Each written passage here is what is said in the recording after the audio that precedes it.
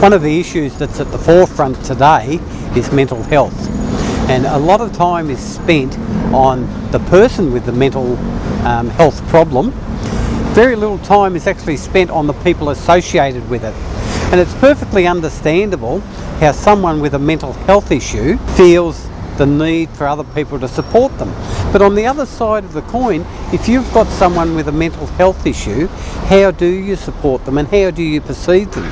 It's very easy to perceive them that they're not doing a good job, or they have difficulties, or how do I handle their mood swings, things like that. As employers, I think this is one area that hasn't even been touched, and we need to really concentrate on how do we work with someone that has a mental health issue. Quite often that they'll have extra time off work, or emotionally they won't be quite as stable. They could be as you want them to be as an employer. And how do we handle it? We've got the problem, do we say you're not doing a good job? And if we say you're not doing a good job, does that assist them in their mental health? Or does that just make them feel like they're less worthwhile and they're falling apart and they can't do anything right? Or do we ignore it and praise the positive and ignore the negative and give them a false sense of security on where their job is at? And so with mental health, not only is it the person with the mental health issue that we need to work with, we also need to work with the employers of how do they handle the non-performance or the lower performance efforts with someone that's going through a mentally challenging time.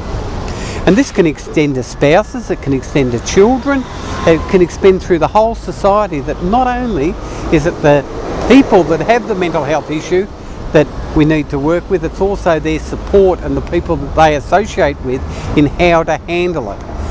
Very easily for people that are certainly employers that need to have performance, need to have work done and in time frames, and need to have work done to a certain quality for them to become frustrated and actually add to that person with the mental health issue, add to their problems, which is something that most employers don't want to do, but it's how do they handle it and how do they work with that person through the time. And that extends even to things about what standard of work they do. One of the things I've noticed with people that are having difficulties in that mental health area is that they can lose their perspective on what their standard of work should be.